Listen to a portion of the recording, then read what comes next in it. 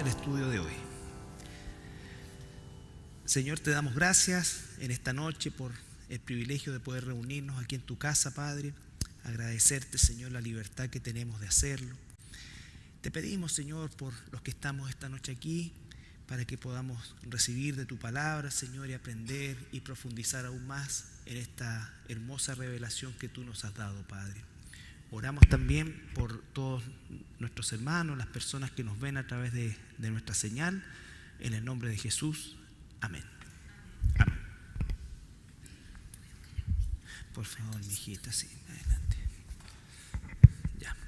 Bueno, nosotros hemos estado ya hace varias semanas haciendo este estudio de las raíces hebreas del Nuevo Testamento y, como les dije, vamos a ir lentamente, vamos a ir tratando de que las materias que estamos examinando se vayan asimilando, pero obviamente necesitamos repasar para poder ir haciendo una incorporación mucho más eficiente de los contenidos que estamos viendo, ¿ya? No tenemos una... ¿Cómo es su nombre? Ya que dice, vaya, Dios la favorezca, sí. Entonces, la idea es que nosotros podamos todos tener un manejo más o menos común de lo que estamos leyendo. Les digo, después de este estudio, que es un resumen de todo lo que podríamos llegar a ver, ¿no es cierto? Vamos a tener una lectura distinta del Nuevo Testamento. Yo creo que vamos a aprender a leer el Nuevo Testamento. No estoy diciendo que no hayamos entendido anteriormente, pero le vamos a sacar el jugo de una manera que realmente, por lo menos en mi experiencia personal, ha sido fabulosa, ¿ya? Entonces, todo esto comenzó, dijimos, desde Abraham en adelante, pero nos centramos básicamente en esta época del reino de Israel, que después de pasar a ser un reino unido de 12 tribus, por las razones que vimos, el hijo de Salomón, ¿no es cierto?, Roboam, definitivamente produjo un cisma, un quiebre, una división que hasta hoy no se ha vuelto a juntar, ¿no es cierto? Y desde este momento nosotros comenzamos a tener una nomenclatura para el sur y una nomenclatura para el norte. Y esto ya es sumamente importante a la hora de leer la Biblia, ¿no es cierto? Entonces, muchas veces nos vamos a encontrar con la palabra Israel o con el nombre Israel y vamos a poder diferenciar en algún momento cuando se refiera a la totalidad del reino o en algunos casos cuando es más claramente la casa de Israel, la casa de Efraín, casa de José o reino del norte o Samaria. Y el sur, casa de Judá, ¿no es cierto? Casa de David, reino del sur o Jerusalén. Entonces, ya de aquí en adelante comienza una historia en la cual los hechos van a ir cambiando, pero a la vez van a ir tomando un rumbo bien específico. Y así vimos el reino del norte, el reino del sur, ambos son llevados cautivos, el reino del norte 100 años antes, el reino del sur 100 años después o 140 años después, y vemos este periodo, ¿no es cierto?, que finalmente se traduce en un reino dividido. Los del sur, que lo vamos a ver más adelante, fueron llevados cautivos por Babilonia y son los únicos que llegan. Por eso es que cuando, por ejemplo, ya en el Nuevo Testamento, haciendo un alto, Pablo habla de todo Israel, no se está refiriendo a las 12 tribus, sino que al Israel que existe en ese momento, que es solamente Judá, Benjamín, Leví, ¿ya? Es como el día de hoy, el país se llama Israel y aunque en su declaración, ¿no es cierto?, dice un estado judío, sabemos efectivamente que el país se llama Israel, pero los únicos que existen hoy día son judíos como tal, de la casa de Judá, ¿ya? Entonces, bueno, los reyes, los profetas hemos examinado, eso lo vamos a ver después. La caída del reino del norte, los asirios, no olvidemos esto, que es muy importante para entender lo que vamos a ver el día de hoy. El reino del norte fue conquistado deportado y asimilado por los asirios, ¿no es cierto? Y además de eso, la poca población que quedó en el territorio después de las deportaciones, fueron mezcladas con poblaciones de distintas otras partes del mundo. Por lo tanto, la gente que se va a desarrollar acá va a ser una mezcla de efraínitas, rubenitas, los que hayan quedado con, qué sé yo, personas que venían de Asiria, de Ava, la mayoría venía de esta zona del imperio, ¿ya? Que van a ser los que dieron origen a los samaritanos. Pero, ¿qué es lo relevante de esto? Que estos reinos del norte se dispersaron por todo el mundo conocido y nunca más volvieron como una unidad, ¿ya? Ahora, es cierto que algunos habitantes de las tribus del norte se fueron a vivir a Jerusalén y conservaron hasta cierto punto su identidad, pero como concepto, digamos, de gentilicio, fueron absorbidos por la tribu preponderante que eran los judíos. Usamos siempre, ¿no es cierto?, la profetisa Ana, que era descendiente de la tribu de Aser, ¿no es cierto? No significa que el 100% fue llevado cautivo o el 100% se quedó en el norte. Hubo gente que se devolvió. Pero en términos de gentilicio y en términos, digamos, de territorio y de tribu, fueron finalmente absorbidos. ¿Qué pasó con Efraín es desterrado? Vimos también la interpretación del libro Oseas, que es un matrimonio real. Un hermano me preguntó si esto era como una alegoría. No, este matrimonio fue real. Oseas efectivamente se casó con esta mujer llamada Gomer, ¿no es cierto? O sea, fue un matrimonio real. Lo que Dios quiso mostrar o ejemplificar a partir de este matrimonio tan extraño, por decir lo menos, ¿no es cierto?, era justamente el tipo de amor y la forma en cómo se estaba comportando la nación o el reino del norte. Pero el matrimonio fue real.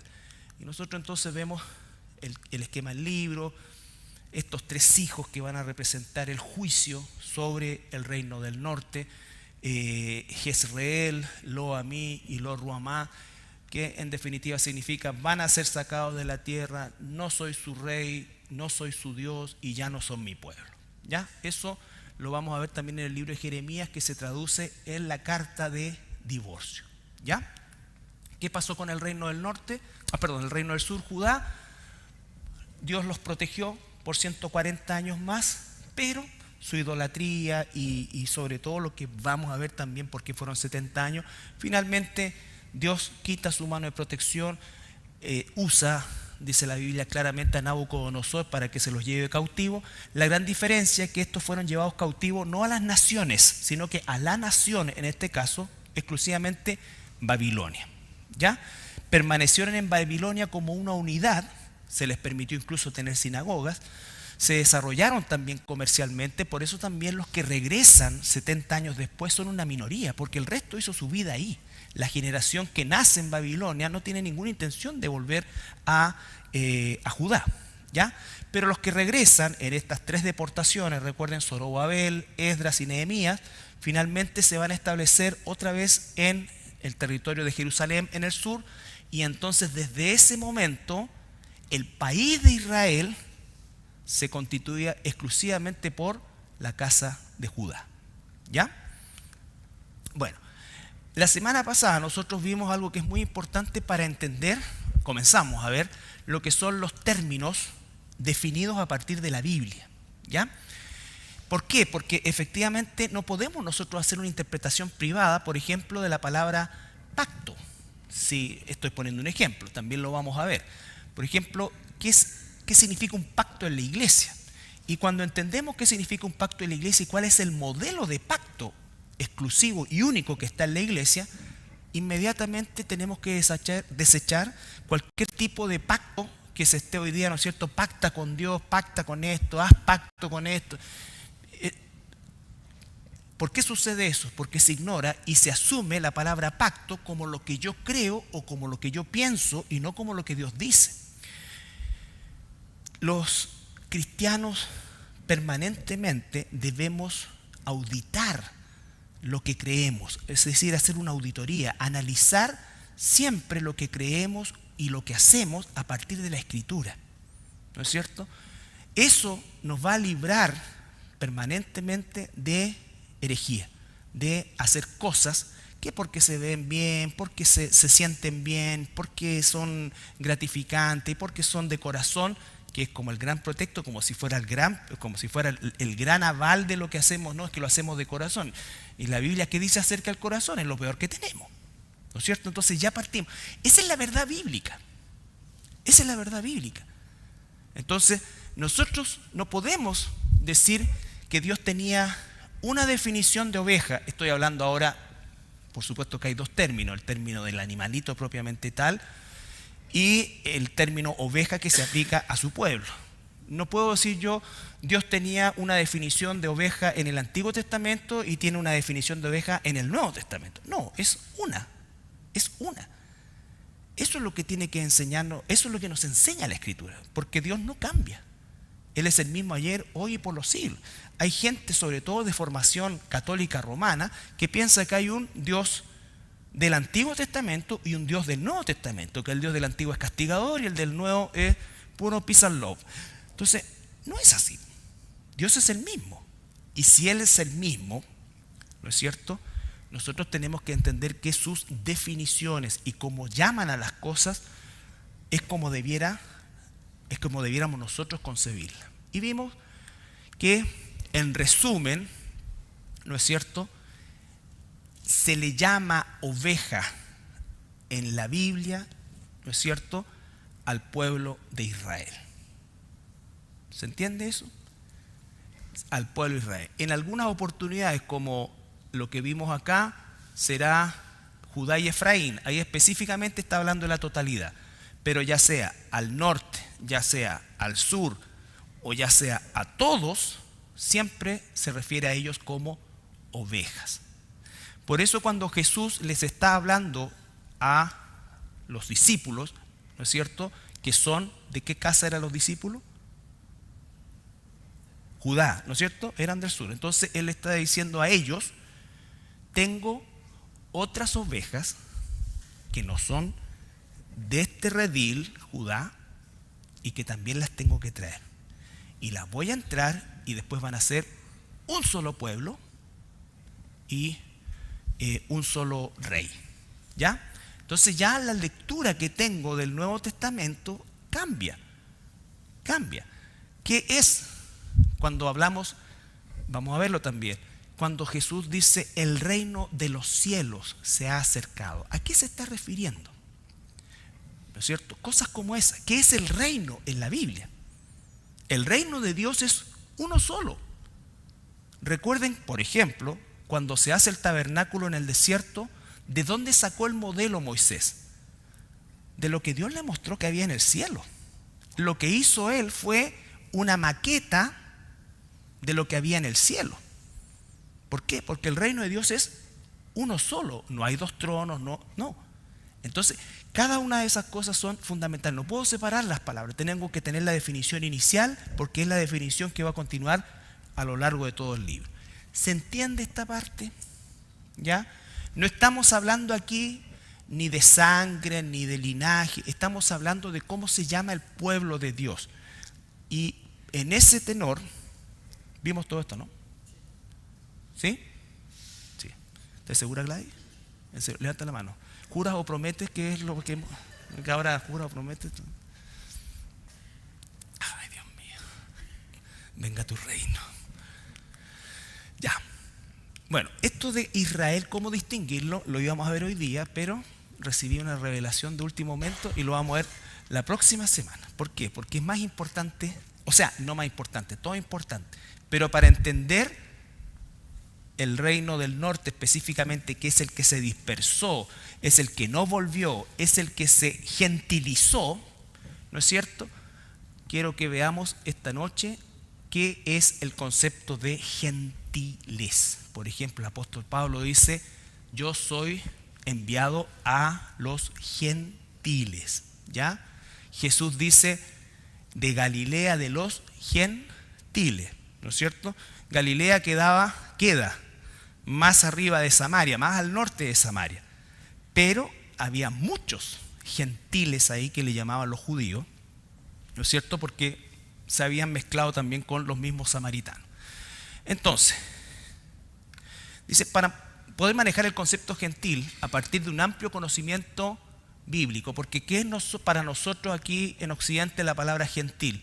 Uy, tan gentil este cabrón, súper gentil, ¿no es cierto? Consideramos que alguien es muy educado, pero en la Biblia no es eso, ¿no es cierto? Entonces tengo que tener el manejo bíblico para su correcta interpretación y uso. La Biblia interpreta la Biblia. Yo no puedo decir, no, que yo lo que pienso que es gentil debe ser, no sé, pues yo pienso no. La palabra gentil en el Antiguo Testamento es la palabra goy. Goy, ¿ya? ¿Qué significa la palabra goy? Significa fuera de pacto, naciones paganas. Fuera de pacto, naciones paganas, significa aquellos que no están dentro, en rigor, de los pactos que Dios ha hecho con su pueblo. ¿Ya? Alguien fuera de pacto era un gentil, un pagano. ¿Ya? Un pagano no era solamente alguien que adoraba muchos ídolos, sino que por esencia era una nación, un pueblo cuyo Dios no era Jehová. Hoy día, ¿hay alguna nación cuyo Dios es Jehová? Estoy hablando de naciones políticas, no nosotros. No, ¿no es cierto? No. Son todas paganas. Ni siquiera el Israel actual, su Dios es Jehová. ¿Ya? Entonces, la palabra goy, fuera de pacto, naciones paganas. Pagano tampoco es sinónimo de politeísta. El Islam es monoteísta, pero adora a Alá, y Alá no es el Dios de la Biblia, por lo tanto es una nación pagana. ¿Se entiende? Israel fue una nación, ¿no es cierto?, hasta que fue dirigida de alguna manera en el desierto siempre y los primeros años del Reino Unido, efectivamente era nación de Dios porque vivían bajo una teocracia. Pero después tampoco fueron una nación, digamos, de Dios en el sentido de que Jehová era su Dios. ¿Por qué? Porque vivieron bajo otros reinos y habían otras leyes que también tenían que respetar. Porque la nación de Israel durante el Reino Unido, durante el tiempo del desierto, durante el tiempo de los jueces, durante toda esa época, eran, a pesar de cómo eran nación de Dios. ¿Por qué? Porque la ley de Dios, ¿no es cierto?, lo que nosotros llamamos el Antiguo Testamento, la Tanaj, era no solamente una ley moral, sino que también era una ley civil, ¿no es cierto? Era una ley de tipo cultural, eran todas las leyes. Nosotros no practicamos nada de la ley civil, por así decirlo. Por ejemplo, el trabajarás la tierra 6 años y al 7º año lo dejarás descansar. Nosotros ya no la tenemos, ni siquiera el mundo la tiene. Pero para ellos era una ley que si no la cumplían, Dios los sancionaba. ¿Ya? ¿Por qué? Porque era una ley civil.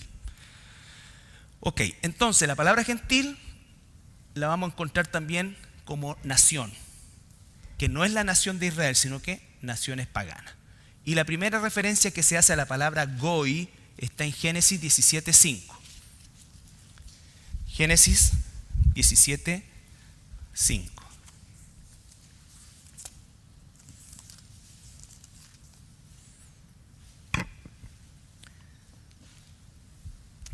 Y no se llamará más tu nombre Abraham, sino que será tu nombre Abraham, porque te he puesto por padre de muchedumbre de gentes. La palabra gentes, algunos tienen, ¿no es cierto?, es goy. Gentes, pueblos, naciones, siempre que no sean judíos o israelitas en este caso, son goy. ¿Ya? Entonces, ¿cuál es la promesa abrámica? Porque te he puesto por padre de muchedumbre de gentiles. De gentiles. ¿Por qué de gentiles a Abraham? Dios después toma a Abraham y a través de él forma la nación de Israel. Pero cuando le da esta promesa no existía nada. Él era un pagano. Todo lo que existía era pagano. Dios a través de Abraham iba a introducir su pueblo, un pueblo, y a través de ese pueblo él iba a mostrar y a dar su ley. Todavía no sucedía eso. Sin embargo, desde el principio, la promesa era para todas las naciones, para todos los paganos. ¿Ya? No iba a ser un pueblo exclusivo para salvarlo solamente a ellos, sino que a través de ese pueblo iba a introducir la salvación a todos los goy. ¿Se entiende? Ya, ok. Génesis 48. Damos un salto cuántico.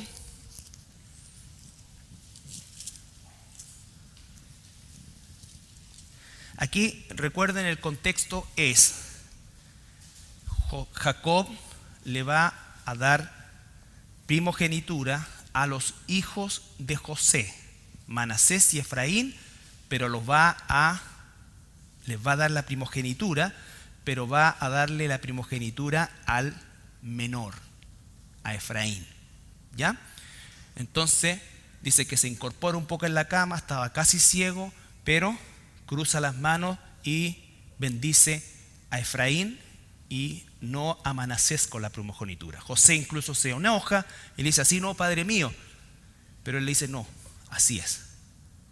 Este Manasés también va a ser una nación, pero este es el que la va a llevar. Y cuando hace esto, después se los voy a mostrar más adelante también cuando lo veamos, lo que hace es la palabra Tav o la letra Tav en el hebreo. Si ustedes buscan en el internet pictograma del alefato hebreo, que es el pictograma del alfabeto hebreo para nosotros, ¿cierto? La letra Tav significa pacto y es una cruz. Ahí ya se estaba hablando de la cruz, el pacto. Este era el pacto que iba a hacer para rescatar a todas las naciones. ¿Ya? ¿Ah? Una maravilla. Y llegamos al final, 19, 48 y 19.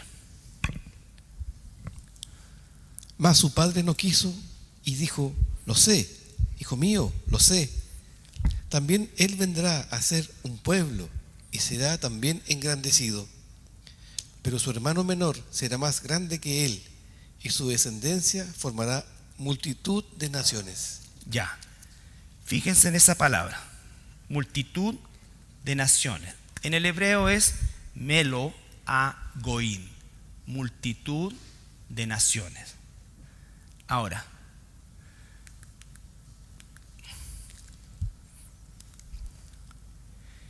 la palabra multiplíquese del verso 16. ¿Qué dice el verso 16? El ángel que me liberta de todo mal, bendiga a estos jóvenes, y será perpetuado en ellos mi nombre y el nombre de mis padres Abraham e Isaac, y multiplíquense en gran manera en medio de la tierra. Ya, la palabra multiplíquese del verso 16 y la palabra multitud del verso 19 es la palabra dagá. Dagá, que significa pez. En realidad la palabra dag es pez. No existe una traducción para esto, porque la traducción literal sería se pecificarán, es como que se multiplicarán como peces.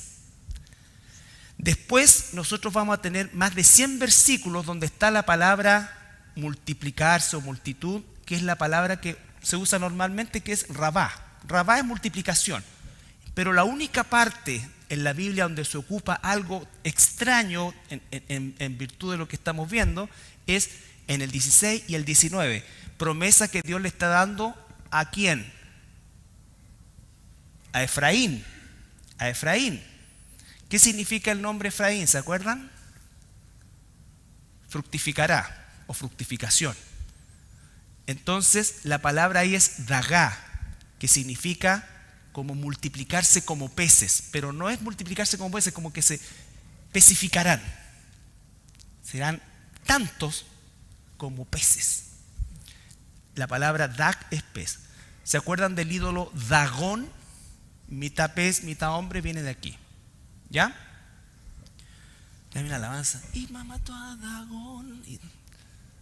Dagón. Dag. Entonces, ¿entienden eso? ¿Sí? Ya.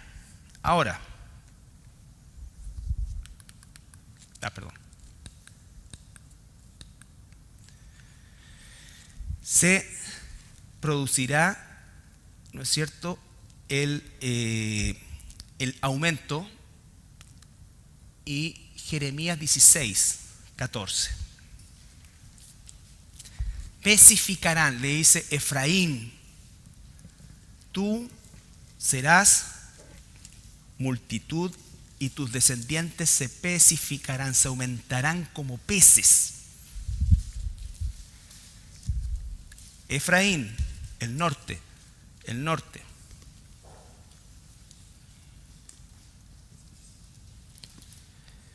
No obstante, he aquí vienen días, dice Jehová, en que no se dirá más, vive Jehová que hizo subir a los hijos de Israel de tierra de Egipto. Ahí es toda la nación, a los que sacó de Egipto. Sino, vive Jehová que hizo subir a los hijos de Israel de la tierra del norte y de todas las tierras a donde los había arrojado, y los volveré a su tierra, la cual di a sus padres. He aquí que yo envío muchos pescadores, dice Jehová, y los pescarán, y después enviaré muchos cazadores, y los cazarán por todo monte, y por todo collado, y por las cavernas de los peñascos. Ya. Cuando Jesús aparece y dice a Pedro, te voy a hacer pescador de hombres, no lo está diciendo solamente para hacer la analogía que Pedro era un pescador. Es porque viene de acá. Porque los gentiles se pecificarán, los efraínitas se multiplicarán como peces, y el Señor siglos después dice en Jeremías, yo para reunirlos, otra vez en el tiempo de Jeremías ya había caído el norte, el sur también, entonces dice, voy a enviar ¿qué cosa? Pescadores. Pero también va a enviar cazadores. Los pescadores van a traer a los del norte mayoritariamente, pero los cazadores van a traer a los del sur. Y esa ha sido la historia de los judíos, persecución tras persecución. Recuerden que cuando Roma destruye Jerusalén ya no había norte, eran solamente judíos. Después aparecen las cruzadas, después aparece la Inquisición, después aparece el Holocausto. Y les queda la última persecución, que es la tribulación, la gran tribulación. ¿Por qué pasa eso? Porque él está en su corazón todavía duro, todavía rechaza al Mesías. Entonces le manda cazadores. ¿Ya? Aunque la iglesia es perseguida, no estamos hablando de esa persecución exclusiva que ha habido sobre el pueblo de Israel. Así como los judíos volvieron de Babilonia a la tierra, tenían que volver ellos a la tierra de nuevo, y eso ocurrió el 14 de mayo de 1948, que se declara la independencia del Estado de Israel, la creación del Estado de Israel. Entonces ellos están en la tierra, pero siguen duros. Siguen duros. Nosotros no estamos en la tierra, estamos siendo pescados. Y estamos siendo metidos al acuario de Dios o al redil de Dios, son las analogías que utiliza. Entonces, Jesús, ¿de dónde saca esa idea? No solamente de la pesca sino que viene de acá. Él conoce la ley, conoce la Tanaj, sabe. La promesa de Efraín, se van a multiplicar como peces. Voy a mandar pescadores que los traigan. ¿A qué? Al redil de Dios. Nosotros no estamos físicamente en la tierra de Dios, pero estamos en el redil de Dios. Ellos están físicamente en su tierra, pero no están en el redil de Dios. Entonces se invierten las cosas. Cuando la iglesia parte, es durante los primeros 100 años casi exclusivamente judía. Pero posterior a eso se invierte. ¿Hay judíos que hoy día se convierten a Cristo? Sí, pero entran al redil del norte. Así como aquellos que en la antigüedad se volvieron a Dios, entraban al redil del sur. ¿Ya? ¿Se entiende? Entonces, Dios le promete a Efraín, ¿no es cierto? Le promete a Efraín que él será multitud de naciones, de gentiles. Por supuesto que Efraín, Jacob, no dimensionaban esto, no veían esto, ¿ya? Porque ellos estaban escribiendo para otro tiempo, Pero entonces, Efraín, ¿recuerdan ustedes de qué tribu era Josué que conquista Canaán? De la tribu de Efraín. Era de la tribu de Efraín. Bien, entonces la palabra es Goy. Profecía a Efraín, Isaías 53:3. Todo Efraín tiene que ver con los gentiles, todo el reino del norte, su dispersión, su absorción. Por eso después Dios va a decir, yo los llamo de entre los gentiles. Mandé pescadores a que los pescaran de entre los gentiles. Nosotros ya no somos gentiles, nosotros salimos de los gentiles. Pero ya no somos gentiles, porque ¿estamos dentro del pacto o fuera del pacto? Dentro del pacto. Entonces ya no somos gentiles. Entonces yo no puedo decir esta es una iglesia gentil. Esta es una iglesia. No está formada por gentiles. Somos todos ovejas o peces. El Señor podría decir una analogía con, no sé, con pollos. Bueno, peces. No me gustan los pescados. Tomo cápsulas de omega 3. Entonces, ¿se entiende entonces cuando dice la iglesia gentil? No. Nosotros no somos. La iglesia no es gentil. La iglesia es el cuerpo de Cristo. Estamos en el pacto y somos parte de su nación. ¿Qué dice? Nación santa, pueblo adquirido por Dios. Ya no somos gentiles. Salimos de ahí. Y somos enviados otra vez a seguir pescando. ¿Ya? Isaías 54:3.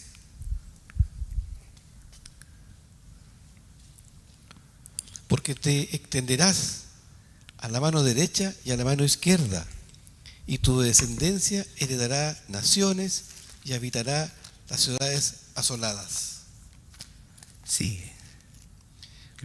No temas, pues no serás confundida, y no te avergüences, porque no serás afrentada, sino que te olvidarás de la vergüenza de tu juventud y de la afrenta de tu viudez, no tendrás más memoria. Porque tu marido es tu hacedor, Jehová de los ejércitos. Perdón. 54 del 1 al 4. Vámonos. Regocíjate, oh estéril, la que no daba a luz. Levanta canción y da voces de júbilo, la que nunca estuvo de parto. Porque más son los hijos de la desamparada que los de la casada, ha dicho Jehová. Un momento. ¿Quién es la desamparada? El norte, porque Dios le dio carta de divorcio a Efraín, está desamparada. No le dio carta de divorcio a Judá. Entonces, ¿qué está diciendo acá? Son más los hijos de la desamparada que de la casada. Somos más los que hemos salido de las naciones que los del sur. Ensancha el sitio de tu tienda, y las cortinas de tus habitaciones serán extendidas. No seas escasa, alarga tus cuerdas y esfuerza tus estacas, porque te extenderás a la mano derecha y a la mano izquierda, y tu descendencia heredará naciones. Tu descendencia heredará heredará naciones. Y habitará las ciudades asoladas. Ya. Entonces, hay una profecía de expansión. Cuando está diciendo ahí, habitará ¿no es cierto?, heredará naciones, se está refiriendo al hecho de que nosotros, ¿no es cierto?, somos herencia de Jehová en todas las naciones, y al aumentar el número de ovejas o de peces, según sea el caso, ¿no es cierto?, nosotros aumentamos, por así decir, la riqueza del reino de Dios. Pero está hablando al norte, está diciendo que la que estaba desamparada va a ser más grande que la que no es. En la actualidad existen aproximadamente en Israel cerca de 10 millones de habitantes, de los cuales 8 son judíos, los otros 2 millones son palestinos. Y en el mundo deben existir unos 10 millones más, o sea, los judíos hoy día no exceden los 20, 25 millones ya. ¿Cuántos somos los hijos de Efraín, o los descendientes de Efraín, o los que hemos sido pescados como familia de Dios de entre los gentiles? Millones, millones y millones. ¿Ya? Ok. Dios promete santificar su nombre a las naciones, o sea, Dios promete santificar su nombre entre los paganos. Todos nosotros salimos del paganismo, ¿o no? Sí, todos salimos del paganismo, pero nos mantiene en el paganismo, ¿para qué? Para santificar su nombre en medio de los paganos. Ezequiel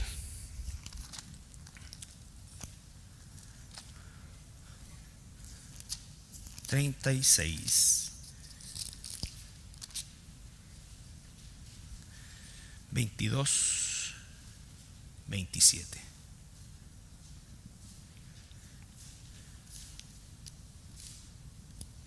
Desde el 21, Sergito, por favor.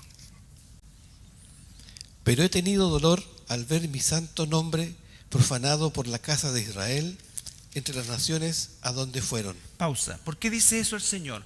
Porque claro, nosotros no teníamos idea que éramos hijos de Dios, pero igual blasfemábamos el nombre de Dios entre las naciones. Él sabía quiénes éramos, se dolía. Cuando tú salías, ¿no es cierto?, en las procesiones, te golpeabas el pecho. Por tanto, di a la casa de Israel: así ha dicho Jehová el Señor, no lo hago por vosotros, oh casa de Israel. Pausa, oh casa de Israel. Aquí se está refiriendo exclusivamente al norte. Efraín, Efraín. Estamos viendo gentiles y su relación con las naciones paganas. Sino por causa de mi santo nombre, el cual profanasteis vosotros entre las naciones a donde habéis llegado.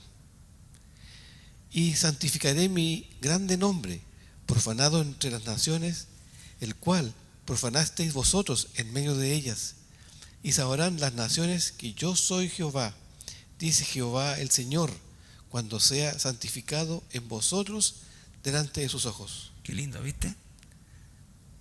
Aunque nosotros profanamos el nombre de Dios en ignorancia o como sea, pero Él va a santificarlo delante de ellos, o sea, en nosotros, delante de ellos. ¿No es cierto? Sal y luz a las naciones. Y yo os tomaré de las naciones y os recogeré de todas las tierras y os traeré a vuestro país. Eso no ha pasado. Esparciré sobre vosotros agua limpia y seréis limpiados de todas vuestras inmundicias y de todos vuestros ídolos os limpiaré. ¿No hizo eso el Señor con nosotros? Sí. Nos limpió de todos los santos y todas las cosas, o esoterismo, o lo que fuera, pero nos limpió, ¿no es cierto? Os daré corazón nuevo y pondré espíritu nuevo dentro de vosotros. Fíjense, Jeremías son 500 años antes de Cristo y está hablando algo. Por eso es que la doctrina del Espíritu Santo no es neotestamentaria. Eso es lo que vamos entendiendo, ¿ya? No es que ahí vino el Espíritu Santo, ahí entró el Espíritu Santo en nosotros, los que fuimos pescados. Y quitaré de vuestra carne el corazón de piedra y os daré un corazón de carne. Y pondré dentro de vosotros mi espíritu y haré que andéis en mis estatutos y guardéis mis preceptos y los pongáis por obra. ¿Viste? Y pondré dentro de vosotros mi espíritu. ¿Por qué los que salimos de las naciones, los que no somos del sur, podemos entender todo esto y no los del sur o los judíos actualmente, que es impresionante cómo tú lees con ellos? Son personas inteligentes, son personas, no estoy hablando de los ultraortodoxos, estoy hablando de los religiosos judíos, que normalmente los que estudian la Torá ven esto pero no entienden Isaías 53, no entienden eso. No es por falta de inteligencia o por lo que sea, es porque Dios tiene un velo en ellos que en nosotros lo quitó, nos sacó del paganismo, introdujo, el Espíritu Santo vino a nosotros y entonces nosotros podemos entender la palabra de Dios, pero porque el Espíritu Santo mora en nosotros, ¿ya? Por eso más adelante Pablo le va a decir, no se jacten ustedes, porque a Israel, en ese tiempo solamente los judíos, le ha venido endurecimiento en parte, pero ya lo vamos a ver. Y guardaréis mis preceptos, por eso los guardamos. ¿Por qué? Porque está el Espíritu dentro de nosotros. Y haré que andéis en mis estatutos y guardaréis mis preceptos y los pongáis por obra. ¿Ya? Entonces, la profecía de Ezequiel 39 ahora, 21 al 29.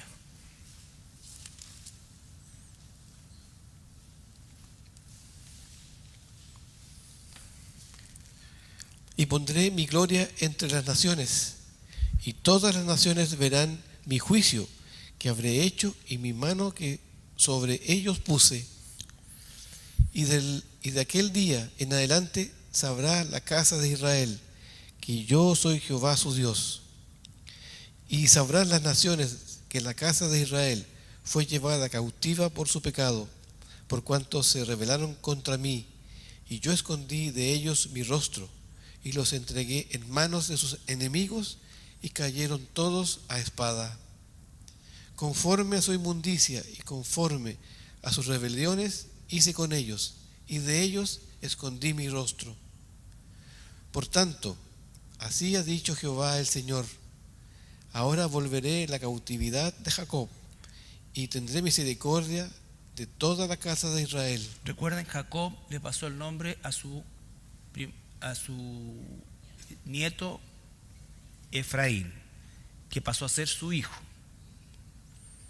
Y me mostraré celoso por mi santo nombre, y ellos sentirán su vergüenza y toda su rebelión con que prevaricaron contra mí, cuando habiten en su tierra con seguridad y no haya quien los espante, cuando los saque de entre los pueblos y los reúna de la tierra de sus enemigos, y sea santificado en ellos ante los ojos de muchas naciones.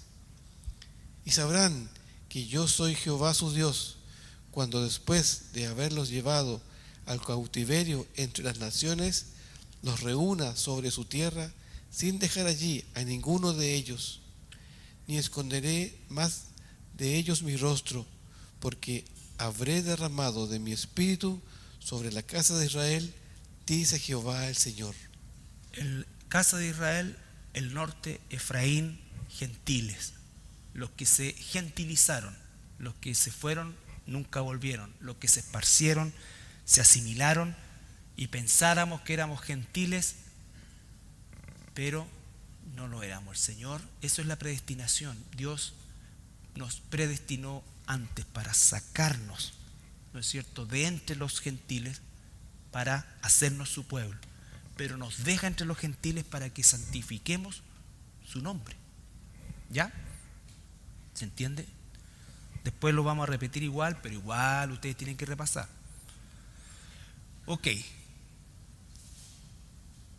Bueno, en el Mateo 20:25 aparece ya en el griego, es la palabra etnos, que es cuando Jesús dice, no lo busquemos, Mateo 20:25, dice, ¿se acuerdan? Que los gobernantes de las naciones se enseñorean de sus gobernados. Ahí la palabra naciones es etnos y significa lo mismo: gente, gentil, linaje, nación, pueblo no judío, pagano. exactamente lo mismo que la palabra goy del hebreo. Ahora, el evangelio debe ser predicado a todas las naciones. O sea, nosotros somos los pescadores que tenemos que ir a todas las naciones. Por eso es que habemos de nosotros en todas las naciones. En todas las naciones. Mateo 24:14.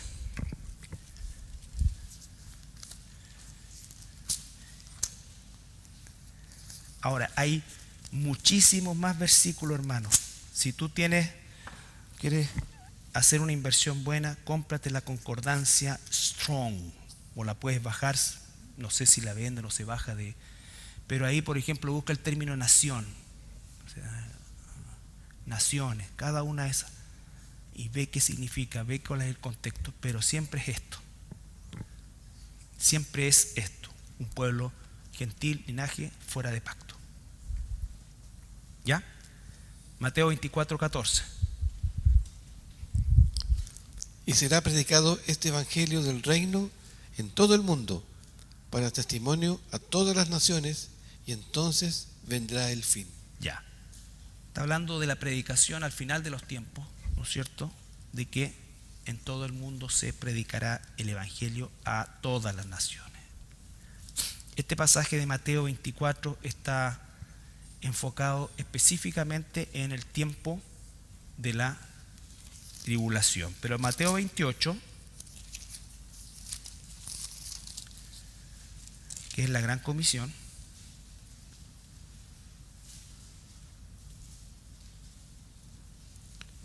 por tanto, id y haced discípulos a todas las naciones. es decir, a todos los gentiles, a toda la gente.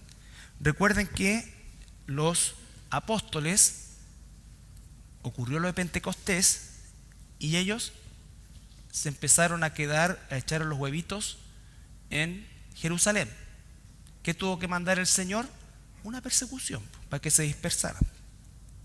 ¿Ya? Entonces, ¿por qué? Porque el mandato es a todas las naciones. Este mandato lo recibió también el apóstol Pedro. Sin embargo, y tenía bien claro lo que significaba esto. Cuando tiene la visión de ir a ver a Cornelio, él se resiste al principio, ¿no es cierto? Y ahí tenemos el encuentro entre los judíos con los gentiles. Pero Cornelio estaba entre los gentiles, nació entre los gentiles, pero era una oveja de Dios. ¿Ya? No estoy diciendo con esto que por las venas de Cornelio corría sangre efraínita. No, olvídense de eso, eso no es lo importante, estamos hablando del pueblo. ¿Ya? Bautizándolos en el nombre del Padre y del Hijo y del Espíritu Santo. Ya, entonces la ordenanza, naciones, gentiles. ¿De dónde viene esto? De Efraín. Tú serás, ¿no es cierto?, multitud de naciones, de la multitud, entre la multitud de las naciones, ahí. Bueno, Pedro y Pablo ministran a los gentiles, eso lo vamos a ver la próxima semana. Solamente quiero que veamos Romanos 11:13 y 11:25.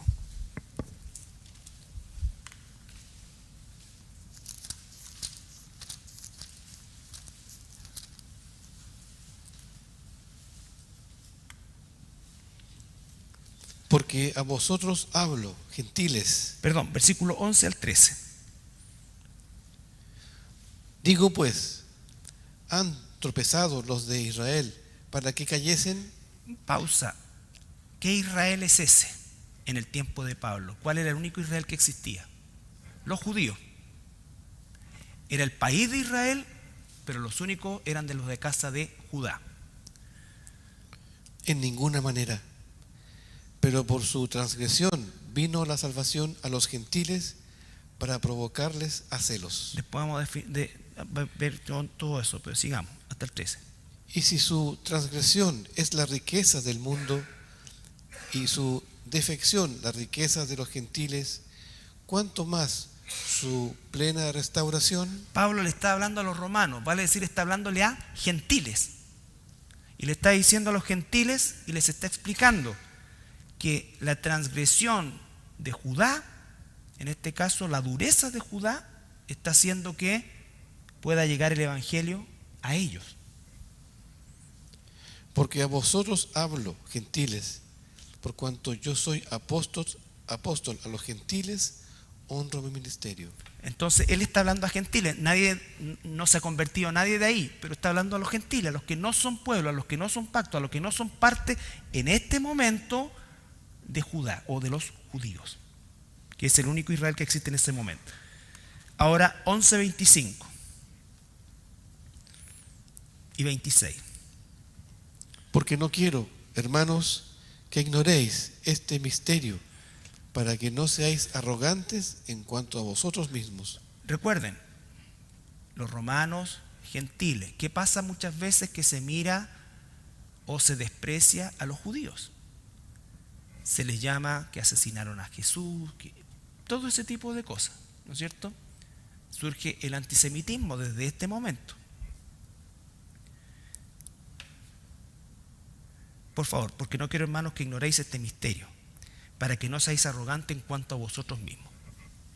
¿Qué ha acontecido a Israel? Endurecimiento en parte. Pausa, no se olviden, el Israel de ese momento solamente los judíos, entonces ya no hay confusión, pero ¿cómo todos los judíos? No, solamente los judíos. Hasta que haya entrado la plenitud de los gentiles. Hasta que haya entrado la plenitud de los gentiles. Nosotros estamos viviendo el tiempo de los gentiles, que lo vamos a ver y explicar la próxima semana. Pero va a haber un momento en que se va a terminar la recolección de hijos de Dios, de peces de Dios o de ovejas de Dios de entre los gentiles. Se va a acabar eso y va a empezar la tribulación. ¿Ya? Y dice después: y luego todo Israel será salvo, como está escrito: vendrá de Sión el libertador, que apartará de Jacob la impiedad. Ese Israel es el sur, porque en el tiempo de la tribulación el foco va a ser, otra vez Dios va a permitir que salgan cazadores a perseguir a los judíos, ¿no es cierto? Pero la diferencia de las persecuciones anteriores es que en un momento Él va a quitar el velo, se van a dar cuenta, ¿no es cierto? Y va a venir la segunda venida del Señor. ¿Se van a convertir no judíos en ese tiempo? Por supuesto que sí. Así como en esta época hay judíos que se convierten al cristianismo, claro que sí, ¿no es cierto? Claro que sí, pero como concepto de nación permanecen en su condición, ¿ya?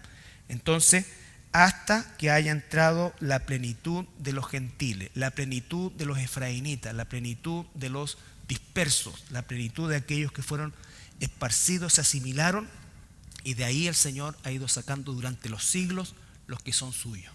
¿Ya?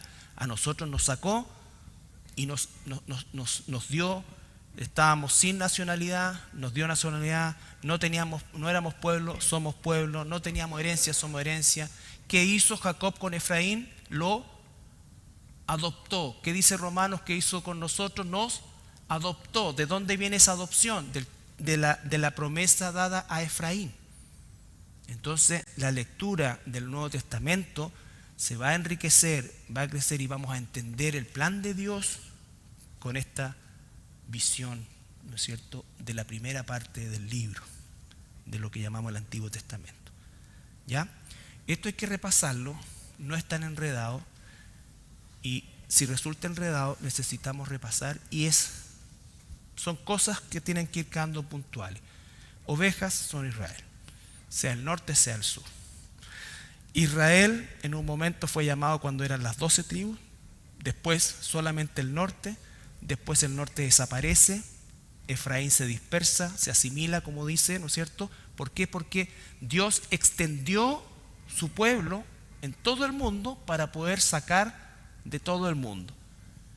El Israel que existe hoy es solamente judíos, benjaminitas y levitas, algunos levitas, muy poco. Judío 80%, benjaminita 18%, levita 2%. Las personas, por ejemplo, que tienen apellido Cohen, que significa sacerdote, son levitas, pero hay muy poco,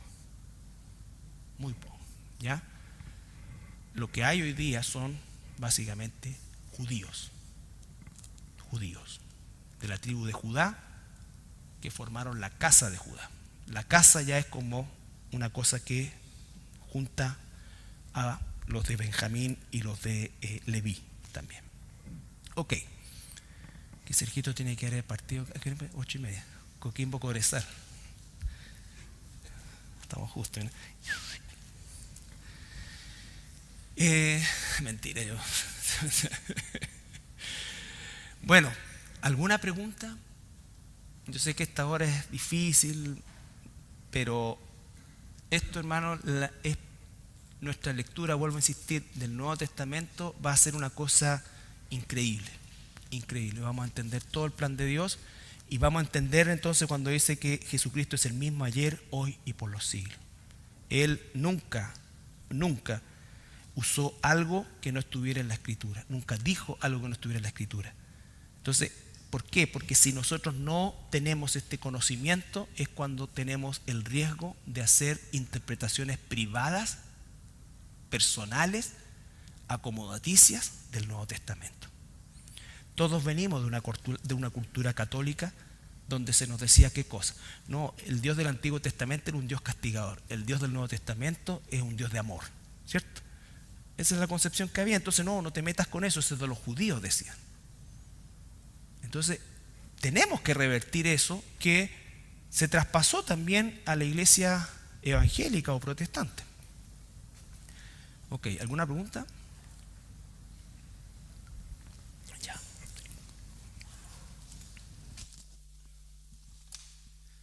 Gracias, Padre, por el estudio de tu palabra del día de hoy, Señor, que ciertamente podemos apreciar tus maravillas, tu perfección. Y, Señor, no hay palabras para agradecer que tú nos hayas elegido, Padre, a pesar de nuestra maldad, de nuestra idolatría, de nuestras iniquidades, Padre. Tú derramaste tu misericordia, tu gracia, la obra de tu Espíritu Santo en nuestras vidas, Padre. Aún y nunca fue para ti de vergüenza, sino que nos diste dignidad en Cristo, Padre, y nos diste perdón, Padre. Perdona las veces que no apreciamos ser tus hijos, Padre. Perdona las veces que no valoramos, Señor, la cruz de tu Hijo Jesucristo, en esa cruz, Padre, esa sangre derramada, Señor. Y que esto sea de verdad un ánimo, un aliento para no solamente agradecerte, sino que para estar en tus negocios, para seguir congregándonos, para aprender, para escudriñar tu palabra, para conocerte más, Padre, y ciertamente para ser más parecido a tu Hijo Jesucristo, Padre. Gracias por estas maravillas que renuevan nuestro corazón, a pesar de la jornada difícil o de situaciones que podamos enfrentar, circunstancias difíciles que podamos vivir, Padre. Esto realmente es una instancia en la cual, a pesar de las circunstancias, a pesar de todo eso, queremos hacer tu voluntad. Queremos vivir para tu gloria, Padre, queremos brillar y también, ciertamente, así como un día hombres, mujeres, hijos tuyos nos predicaron el Evangelio, que fueron pescadores, Señor, para nosotros, que permitió que nos convirtiéramos a ti, también permite que también seamos pescadores de hombres, que podamos ser, tengamos pasión, ¿cierto?, de esas almas perdidas, Padre, para también cumplir con tu plan y con tus propósitos, Señor. Gracias por ese servicio que tú permites que hagamos, Señor, de ser tus pescadores, y permite que podamos tener la pasión por hombres y mujeres perdidos que están ahí, Señor, y que también son hijos tuyos, Señor. Gracias, Padre, nuevamente por tu palabra, obra por medio de tu Espíritu Santo, y gracias por darnos esta alegría en nuestros corazones, de que siempre estuvimos en tus planes, siempre estuvimos en tu mente y en tu corazón, y un día te revelaste a cada uno de nosotros. Gracias, Padre, dejamos esta oración delante de ti, en el nombre de Jesucristo. Amén.